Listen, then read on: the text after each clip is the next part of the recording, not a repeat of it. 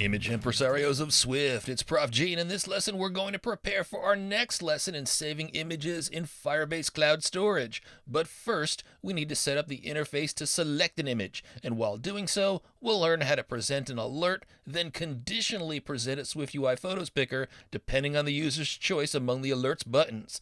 Let's get at that big learning. If you're new here, as always, welcome, but you might want to check out the earlier lessons in this playlist so you can see how we got here.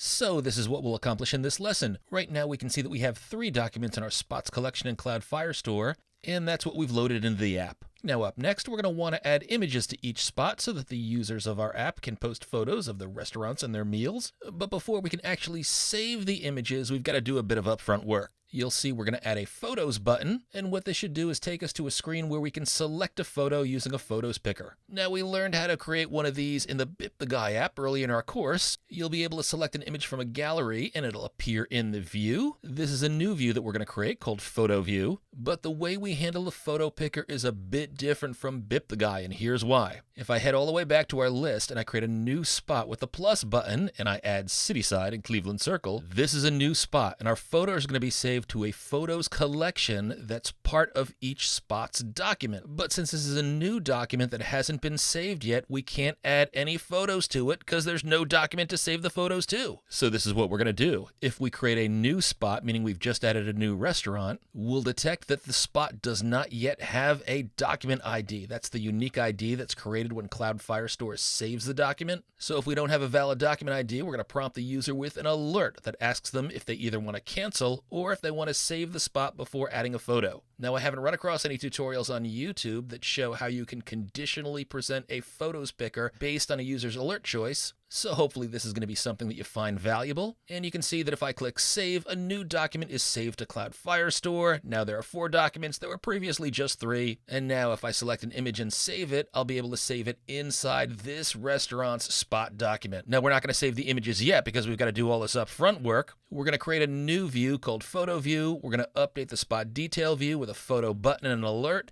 And we're going to change our SpotViewModel so that we return the spot's document ID for any new spot that's just been saved so that we can pass on that spot ID to the photo view so that we can use the ID in future lessons to make sure that we save the photos to the right document. And before we start to code, you might have noticed that I had a bunch of images of food in my simulator. Now, Apple doesn't give you those, but I put a folder in our course Google Drive, and if you followed along with our earlier lessons, you know that we've got a drive at bit.ly/prof-g-swiftui-files. So go there, find the folder called Food Images, right-click to download it, then find it on your computer, decompress the folder if you need to, get into that folder. I'm going to highlight all of the files that I downloaded with Command A. Now, if I build and run my app, I see my simulator pops up. I'm going to click on the Home button and head back to the home screen. Then I'm going to click on the Photos app in the simulator, and when it loads, just head to the Finder, drag all of those downloaded images. I'm going to Command Tab back over to the simulator, drop them in the simulator, and it'll probably take a few seconds before the images appear. Don't worry if you don't see them right away. Be patient, but you'll eventually see a bunch of files in your simulator. Hopefully these are fun to use, but feel free to use whatever images you want. Now let's start to code. Now I'm in the spot detail view, but we're going to want to create a photo view that we can navigate to add photos. So what I'm going to do is open up the project navigator, right click on spot detail view. I'm going to select new file from template. This will be a SwiftUI file and we'll call it photo view. Now in PickerView we learned when we want to use the PhotosPicker, we've got to first import photos UI, and we are going to want to use a spot in here. So we'll say @state var spot : S spot. This is going to be a spot that's passed over from the spot detail view. And we store the image that we select from our photo gallery in a PhotosPicker item. So we'll say @state private var, and we'll call this selected photo : PhotosPicker item ? This could return nil, but it shouldn't. Now the way we're going to get our PhotosPicker to show up conditionally is we are going to pull this up by using a PhotosPicker modifier, not the PhotosPicker view. Now the PhotosPicker modifier wants a variable that tells if it should be presented or not. So I'm going to create that variable up here with @state private var picker is presented, and I'm initially going to set this equal to false, but I'll put a to-do in here that says switch this to true. So the default is going to be for the picker to be presented, but I want it to be false just while I'm working on the user interface, so I don't have to work with the picker presenting over on top of the interface I'm trying to build. Now we're also going to want to create an image view that shows the selected image, so we'll say @state private var. I'll call this selected image, and I'll set this equal to initially just an image with system name, and I'm going to pass in photo.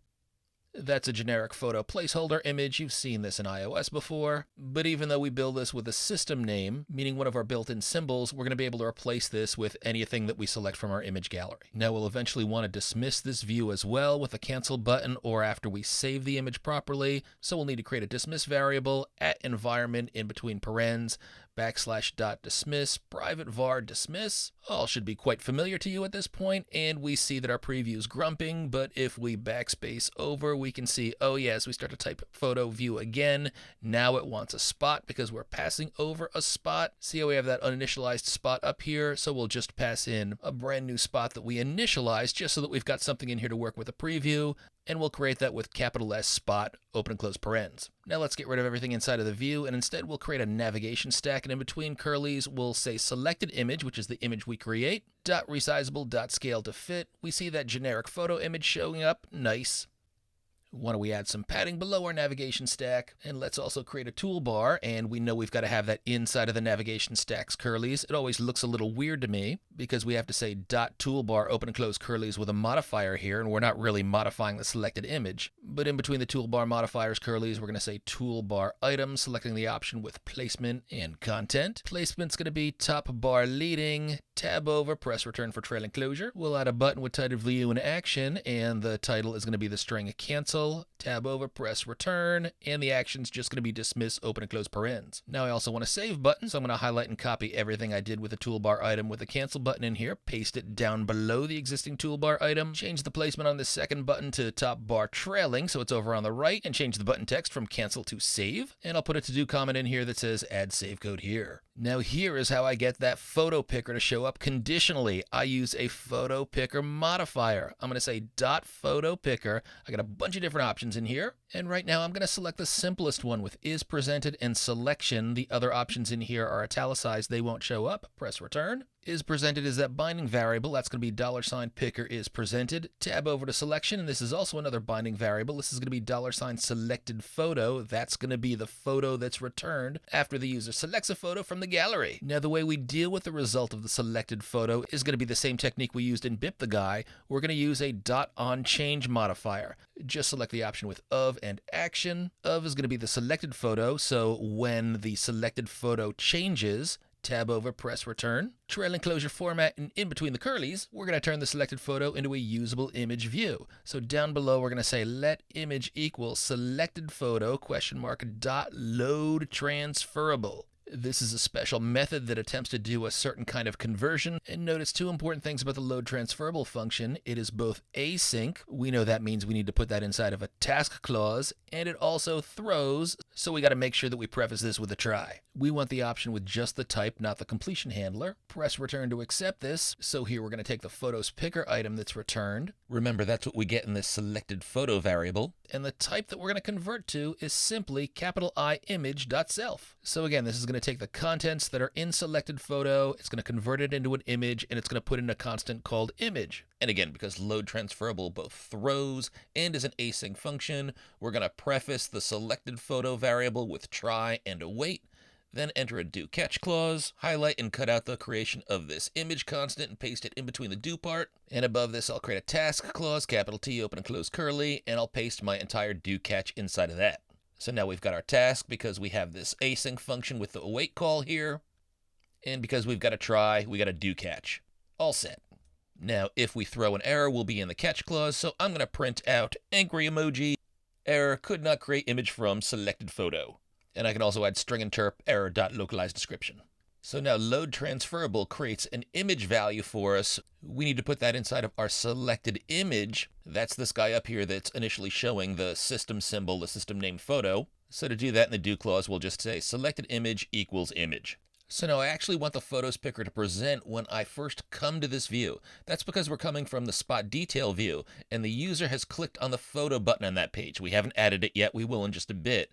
And if they do and they haven't saved a new spot, a new restaurant, then we're going to present them with an alert asking them if they want to save or cancel. And if they save, then we want to come to this view and immediately show the PhotosPicker. That's why we use the .PhotosPicker modifier instead of the PhotosPicker view that we used in BIP the Guy. So the PhotosPicker view gives us a button that we have to press to pull up a PhotosPicker. With the modifier, we can just show the picker automatically, which is the better user experience.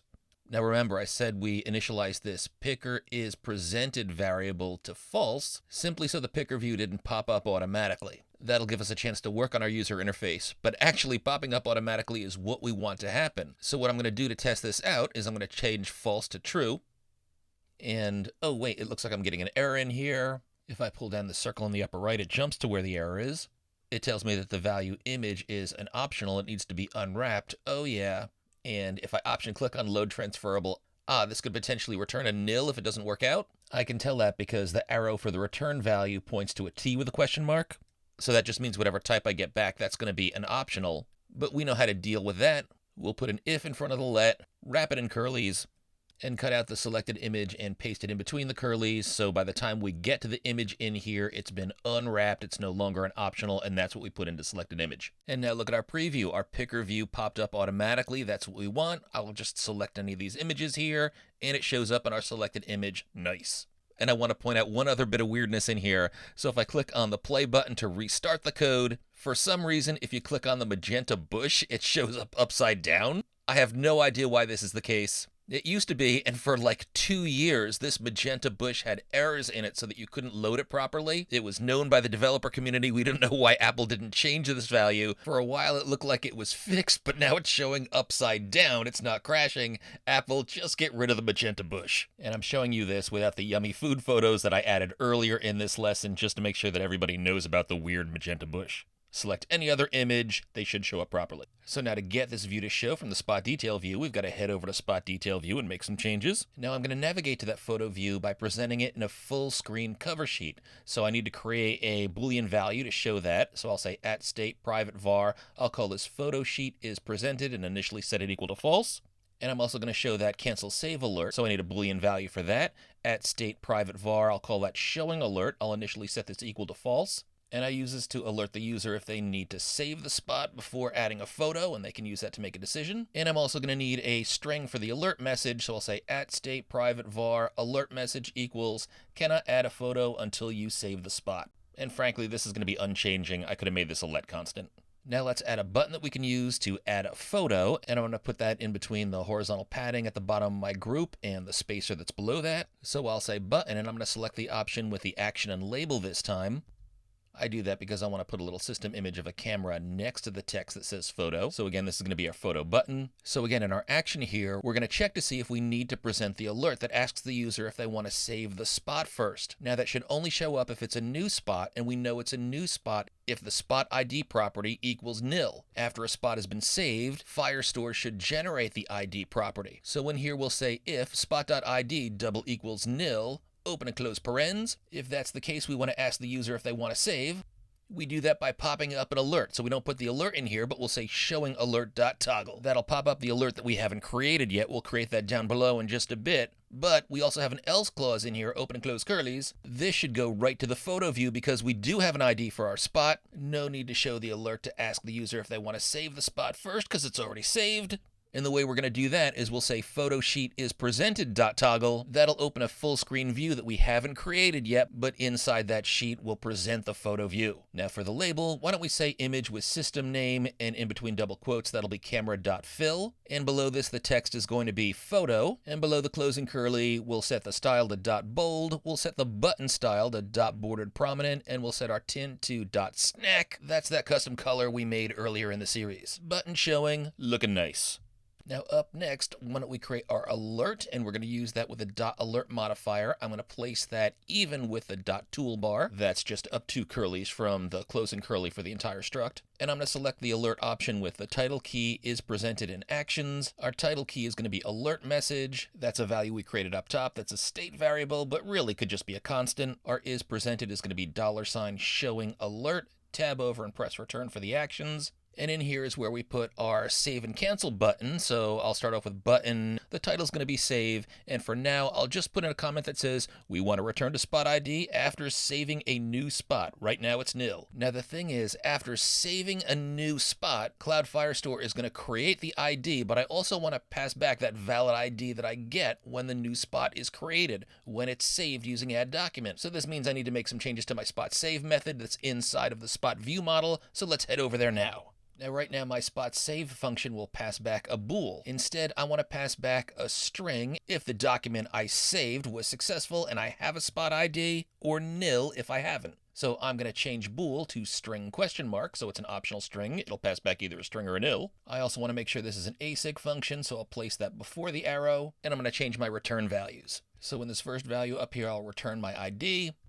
And you know what? Even in the catch, I can return my ID, because if I'm in this clause, remember, I've already checked to make sure that I've got an ID, so I should have an ID, even if I get some other weird error in here. I can't imagine what that would be. Now the question is, down here when we add our document, how do we get back the ID that Firestore is going to create? I can option click to get more information about the add document method, and oh yeah, it says up here that it assigns the document ID automatically. Well, we can also see that this returns something called a document reference, and we can use that. So out front of this call, I'm going to say let docref equals try.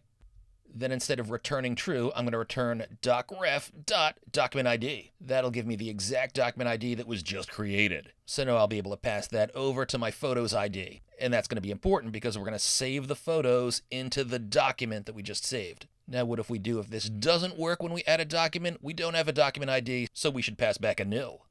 So now let's head over to our spot detail view, and we can finish off the code that's triggered when we press the save button in our alert. So jump cut, I scrolled around a bit, but this is where we want to be in the alert. And just underneath our comment, I'm going to say spot.id equals SpotViewModel.SaveSpot.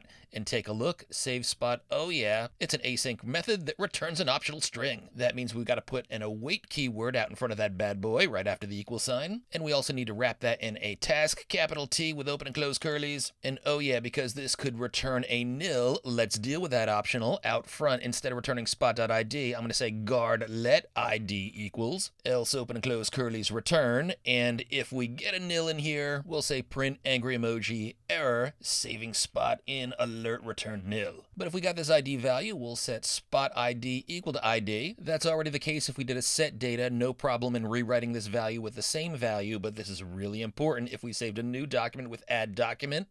Just to make sure things are working, I'm going to print out spot ID colon string interp ID. And now we're ready to go to the photo view, which we're going to do in our sheet. So we'll say photo sheet is presented .toggle. Now we want to open the sheet and move to the photo view. Now look at this, we got an error up here. We had our old button save. This is if you click the save button in the upper right hand corner in the toolbar. And you know what? Before I modify this code, I'm going to highlight it all and cut it out, and I'm going to put it in a separate function. I think that'll just neaten up my code and make it a little bit easier to read. We can do more refactoring later, but what I'll do is collapse my body variable. I'll put that just below the variable with func, save spot, open and close parens, open and close curlies, paste that code inside. Before I forget, I'm going to expand my code and head back up to where I cut out the code in my toolbar item button. And in the save button, I'm going to make sure that I call that save spot, open and close parens that I just created. Then down in save spot, and you know what, I'm just going to throw out this code. So why don't we start off with a capital T task, open and close curlies. I also want to get my ID value in here, so I'm going to say guard let ID equals SpotViewModel.SaveSpot, passing in spot, else open and close curlies return. I'll grab the same error statement that I had up here and paste it down below. But I'll just modify this error in the guard statement if it fails so that it says error saving spot from save button. And again, this bad boy is an async function, so we got to put a wait out front between the equal sign and the save spot call. The fix button in Xcode will do that for me. Thank you, friend. Then down below, if this works, I'll also print out the spot ID. That should be the same as the ID value. And I'll also print out cool emoji, nice spot save. Now back up here for our toolbar item for our save button, we also want to make sure that we dismiss when we're done. So I'll put in dismiss, open and close parens after save spot. And a couple more things we need to do. We need to present that full screen cover sheet, which is how we're going to present our photo view. So why don't we do that even with the dot alert below that? We'll say dot full screen cover. Remember, this is the same as a dot sheet, but it takes up the whole view. And we're going to select this option with is presented in content. Is presented wants a binding variable, so that's $, and this is that boolean we created, photo sheet is presented. We toggle that guy right above. Tab over to content, press return, and between the curlies, we'll simply say photo view passing in spot. And now I'm also realizing if I take a look up here at the dot alert presentation, this has got a button in here for save, but it doesn't have a button in for cancel. So let's add that. To do so, we'll just enter button, and this time we're going to select the option with title key and role. Title key is going to be the string cancel. Tab over to role, we'll press dot, and look, there's a cancel option in here. Select that, and we'll put a set of open and close empty curlies here. We're not going to do anything if we cancel. When we press cancel, it'll just dismiss the alert button automatically. iOS handles that. And in testing this, I noticed one other thing that I want to do. Let's scroll up here to our text fields. I think we should disable autocorrect. We don't want pesky autocorrect to correct the name of our restaurant or address when it shouldn't. So we can do that by entering the .autocorrection disabled modifier below both of our text fields. And now let's build and run and try things out. And while we're waiting for our app to launch, we can pull up our Firestore database console. We've got 3 documents in here for El Pelon, Barcelona Wine Bar, and Pino's Pizza. And here's our app, it's launching, and in the list view, we see those same 3 values. Let's click on Pino's, a spot that exists, and if we click on photo, we're not expecting to see our alert, we're expecting to jump right to the photo view, and it does. Let's select this yummy pepperoni pizza, it shows up on screen, looking good. Now we don't yet have our save code in here, that's for our next lesson, but we can cancel out of here. And let's cancel one more time and head back to our list view, and let's click on the plus sign so that we can enter a new spot. I'm going to enter the Cityside restaurant in Cleveland Circle, and now the moment of truth. When we click on photo, since this is an unsaved spot, we should get that alert with cancel and save. And ho-ho, we ding-dang-diddly-do. Take a look, we still got our 3 documents in our console, but what happens when we press save? Look at you, legend, we have a 4th document in Cloud Firestore, and we see the photo picker pop up automatically. We can click on the Firestore console on this document. We can verify it is indeed Cityside in Cleveland Circle. I'm going to choose this scrumptious entree. It shows up in my image. Outstanding. Swifty legend, we have our conditional photos picker working. In the next lesson, we're going to save this image to Firebase storage. In the meantime, why don't you do your old Prof G a solid and like and subscribe. Comment below. That'll help us bring the G-Force worldwide, spreading the gospel of Swift UI across the globe. Until our next lesson, continue to hack.